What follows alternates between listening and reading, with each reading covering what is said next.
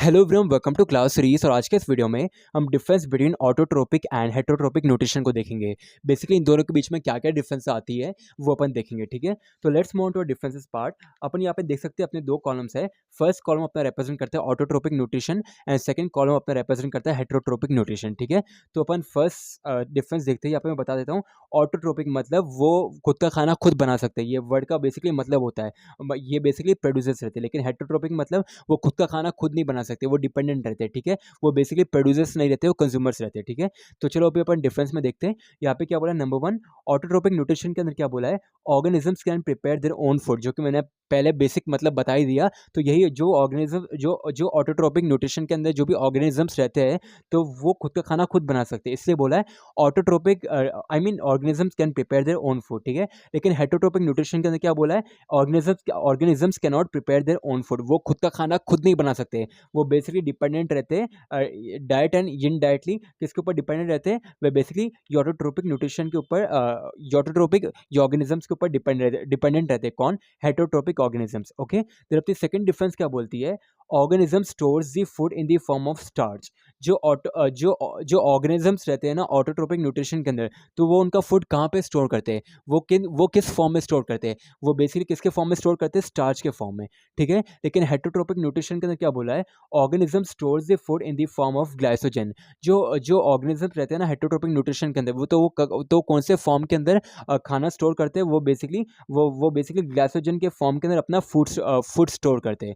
ठीक है, देन अपनी थर्ड डिफरेंस क्या बोलती है, they are at the primary level in a food chain, जो कि वो प्रोड्यूसर्स रहेंगे तो हमेशा फर्स्ट आएंगे। ठीक है, तो हमेशा प्राइमरी लेवल के अंदर रहेंगे। कौन? ऑटोट्रोपिक न्यूट्रिशन, जो ऑर्गेनिजम्स रहेंगे उसके अंदर। ठीक है, लेकिन हेटरोट्रोपिक न्यूट्रिशन के अंदर क्या बोला है, they are at the secondary and tertiary levels, वो बेसिकली कंज्यूमर्स रहते हैं, वो बेसिकली प्रोड्यूसर्स नहीं रहते। ठीक है, तो वो इसलिए सेकेंडरी एंड टर्शियरी लेवल्स के अंदर आते हैं। और कहाँ पे? फूड चेन के अंदर। ठीक है, फूड चेन के अंदर, फूड चेन के आई मीन फूड जो फूड चेन होती है, फूड चेंज होती है, तो उसके प्राइमरी लेवल के अंदर कौन आएंगे? ऑटोट्रोपिक न्यूट्रिशन आएंगे। लेकिन सेकेंडरी और टर्शियरी लेवल्स के अंदर कौन आएंगे? हेटरोट्रोपिक न्यूट्रिशन आएंगे। ओके, देन यहाँ पे फोर्थ डिफरेंस क्या होती है, फोर्थ डिफरेंस के अंदर बेसिकली बोला है पिगमेंट के बारे में। ठीक है, तो ऑटोट्रोपिक न्यूट्रिशन के अंदर पिगमेंट प्रेजेंट रहता है जिसका नाम होता है क्लोरोफिल। तो इसलिए बोला है presence of green pigment which is called as chlorophyll is necessary.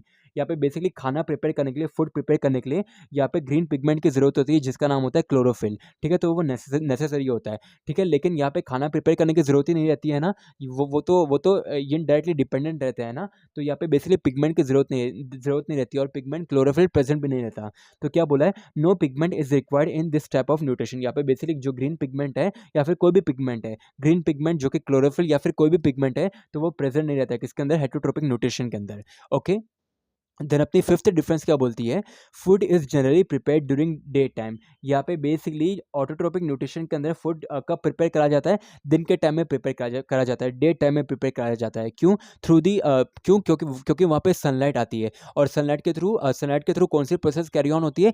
Photosynthesis. ठीक है, तो उसके थ्रू यहाँ पे डे टाइम के अंदर फूड को, खाना को प्रिपेयर करा जाता है।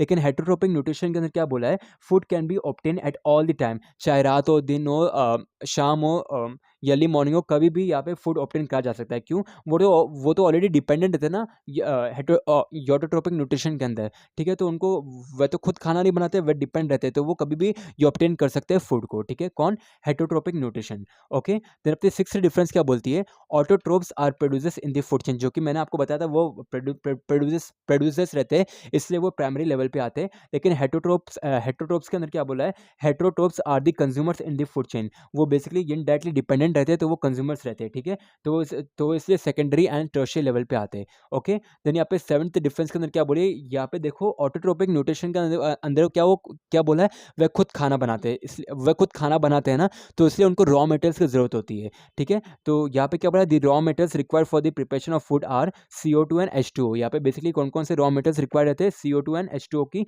रिक्वायरमेंट रहती है फूड प्रिपेयर करने के लिए। ठीक है, यहाँ लेकिन हेटरोट्रोपिक न्यूट्रिशन के अंदर वो तो खुद तो खाना बनाते नहीं है ना, तो इसलिए बोला यहाँ पे हेटरोट्रोप्स आर डायरेक्टली और इनडायरेक्टली डिपेंडेंट ऑन ऑटोट्रोप्स, जो कि मैंने आपको पहले ही बता दिया था।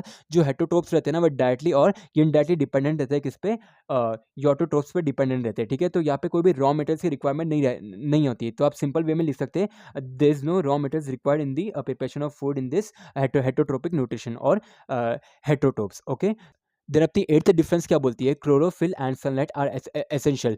क्लोरोफिल पिगमेंट की जरूरत होती है और साथ में सनलाइट क्या कैरी ऑन करने के लिए, फोटोसिंथेसिस प्रोसेस कैरी ऑन करने के लिए यहाँ पे बेसिकली जरूरत होती है किसके अंदर, ऑटोट्रोपिक न्यूट्रिशन के अंदर, बेसिकली ऑटोट्रोप्स के अंदर। लेकिन हेटरोट्रोप्स के अंदर क्या बोला है, chlorophyll and sunlight are not not essential. ना तो खुद खाना बनाती है, ना तो उनके अंदर कोई पिगमेंट है, ना तो प्रोड्यूसर है, तो यहाँ पे कोई भी रिक्वायरमेंट नहीं रहती, पिगमेंट की भी रिक्वायरमेंट नहीं रहती क्लोरोफिल की, और साथ में सनलाइट की भी रिक्वायरमेंट नहीं रहती है, वे डिपेंडेंट रहते हैं। ओके, फिर अपनी नाइन्थ डिफरेंस क्या बोलती है, all green plants and some bacteria have this type of nutrition. सारे के सारे जो ग्रीन प्लांट्स रहते हैं और सारे के सारे जो ग्रीन प्लांट्स रहते हैं या और कुछ टाइप ऑफ बैक्टीरिया रहते हैं, तो वो सेम रहते हैं, तो वो कंटेन करते हैं, क्या कंटेन करते हैं, बेसिकली ऑटोट्रोपिक न्यूट्रिशन कंटेन करते हैं। लेकिन हेटरोट्रोपिक न्यूट्रिशन के अंदर क्या बोला है, all animals and fungi have this type of nutrition. सारे के सारे एनिमल्स और फंगाई क्या कंटेन करते हैं, बेसिकली हेटरोट्रोपिक न्यूट्रिशन कंटेन करते हैं, वे बेसिकली दूसरे पर डिपेंडेंट रहते हैं। ठीक है, फिर अपनी लास्ट डिफरेंस बात करिए प्रोसेस ऑफ डाइजेशन के बारे में। क्या बोला है, ऑटोट्रोप्स के अंदर process of digestion is absent. यहाँ पे बेसिकली जो प्रोसेस ऑफ डाइजेशन रहती है वह एब्सेंट रहती है, यहाँ पे प्रेजेंट नहीं रहती है किसके अंदर, ऑटोट्रोप्स के अंदर। लेकिन हेटरोट्रोप्स के अंदर क्या बोला है, process of digestion is required to convert complex molecules into simpler one. जो कॉम्प्लेक्स यहाँ पे process of digestion basically required रहती है किसके अंदर, हेटरोट्रोपिक न्यूट्रिशन के अंदर, या हेटरोट्रोपिक न्यूट्रिशन के अंदर या फिर हेटरोट्रोप्स के अंदर। क्योंकि टू कन्वर्ट कॉम्प्लेक्स मॉलिक्यूल, जो कॉम्प्लेक्स मॉलिक्यूल्स होते हैं ना, तो उसको कन्वर्ट करा जाता है किसके अंदर, इनटू सिंपलर वंस के अंदर। ठीक है, तो यही थी अपनी differences between autotrophic and heterotrophic nutrition.